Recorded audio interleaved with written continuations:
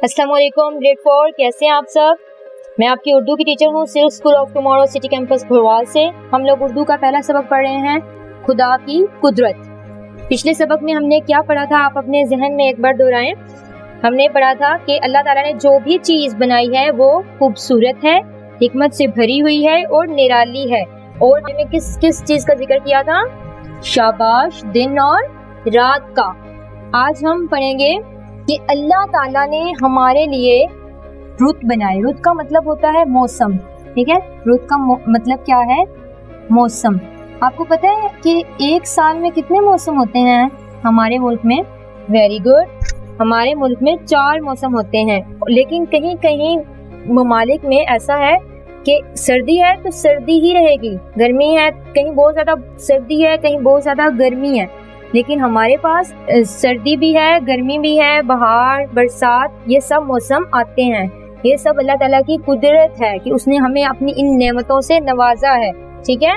अब जो 4 मौसम हैं आप वो मुझे लिखवाएं, जाड़ा, बहार, गर्मी, बरसात। हमारे पहले सबक में इन 4 मौसमों का जिक्र हुआ है। ये 4 मौसम अल्लाह ताला ने किसको दिए हैं? वेरी गुड, इन 4 मौसमों से अल्लाह ताला ने हमें नवाजा है। पहला ये है, क्या लिखा है मैंने, जाड़ा। जाड़ा आपको पता है किस मौसम को बोलते हैं? सर्दी को, जिसमें हमें बहुत ठंड लगती है, हमारा जिस्म कांपता है और हम लोग ज़्यादा से ज़्यादा धूप में बैठते हैं। लेकिन गर्मियों में तो हम धूप में बैठते नहीं हैं, ऐसे ही। और जाड़ा, सर्दी में हम लोग धूप में बैठते हैं। बदन जब थरथराता है, बदन कांपता है, तो हम कहाँ पे बैठते हैं? धूप में। सबको धूप अच्छी लगती है, सबको धूप भाती है, मतलब धूप अच्छी लगती है, जो कि गर्मियों में तो बिल्कुल भी नहीं अच्छी लगती। ऐसे ही ग्रेड 4, जब बदन थरथराता है तो हम सबको धूप भाती है, हम धूप में बैठते हैं जाड़ा में, जो कि सर्दी का मौसम है। अगला मौसम है बहार। बहार में क्या होता है ग्रेड 4? बहार में नए नए फूल खिलते हैं। इन 4 मौसमों में एक अलग ही समा है, हर मौसम का अपना ही समा है। ये समा अल्लाह ताला ने किसके लिए बनाया है? हमारे लिए। हर मौसम का नया ही समा होता है, क्योंकि हर मौसम एक दूसरे से मुख्तलिफ है। जाड़ा में सर्दी है, बहार में नए फूल खिलते हैं, गर्मी में गर्मी और बरसात में बारिशों का सिलसिला शुरू हो जाता है। बहार में आप बताएं क्या होता है? नए फूल खिलते हैं, नए पंपलें फूटती हैं दरख्तों पे और हमें मौसम बहुत अच्छा लगता है, हर तरफ हवा होती है। ऐसे ही बहार का हमने क्या किया है, कोम्पल, नई कोम्पलें आती हैं। कोम्पल क्या होती है? पत्ती। नई कोम्पलें कहाँ आती हैं? शजर पे, ठीक है। शजर पे नई कोम्पलें आती हैं। बहार में नई कोम्पलें फूटती हैं शजर पे और वो उसमें ठंडी ठंडी हवा चलती है। हमें बहार का मौसम भी अच्छा लगता है, ठीक है। आज हमने जाड़ा और बहार के बारे में किया है कि अल्लाह ताला ने हमें मौसमों से नवाजा है। जाड़ा, बहार, गर्मी, बरसात। जाड़ा सर्दी का मौसम है, इसमें बदन थरथराता है। थरथराता मतलब कांपता है। और धूप भाती है हमें, हम सबको धूप जो है वो अच्छी लगती है। धूप हम सबको अच्छी लगती है ना जाड़ा में। सर्दी के मौसम में सबको धूप भाती है। और बहार में अलग ही समा होता है, कोम्पल फूटती हैं शजर पे। कोम्पल मतलब नई नई पत्तियां। कोम्पल का क्या मतलब है? नई पत्तियां या फिर छोटी छोटी पत्तियां। आपने अपनी बुक्स निकालें, नंबर 1, जो लफ्ज मैं पढ़ूंगी आपने मेरे साथ पढ़ना है।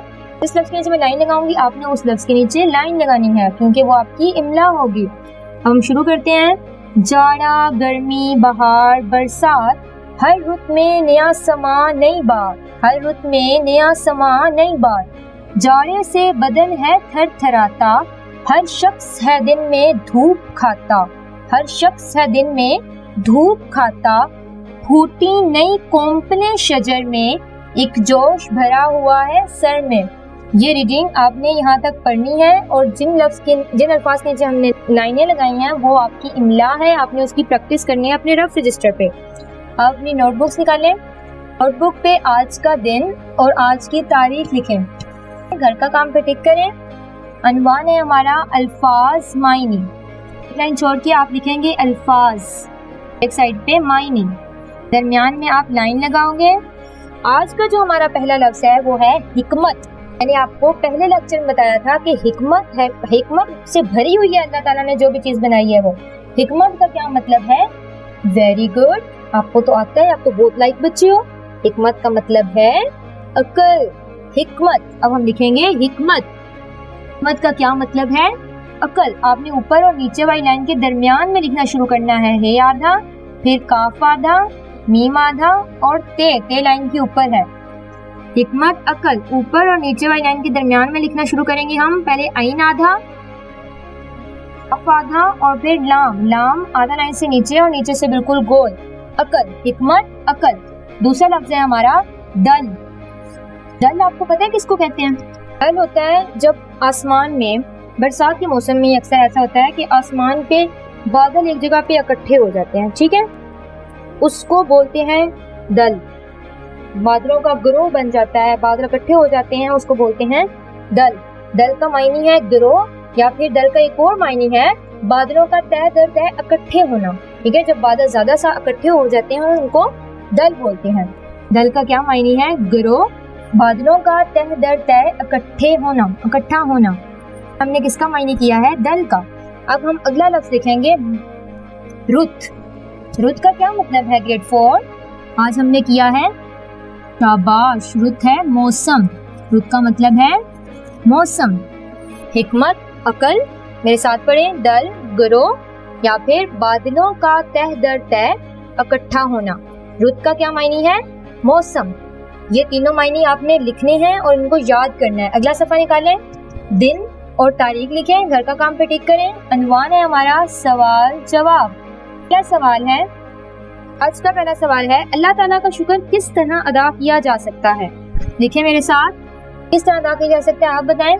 جو اللہ تعالیٰ نے ہمیں نعمتیں دی ہیں ان کا ہم بار بار ذکر کر کے اور ان کو اچھے طریقے سے استعمال کر کے اور ان سے دوسروں کو فائدہ پہنچا کے ہم لوگ اللہ تعالیٰ کی نعمتوں کا شکر ادا کر سکتے ہیں.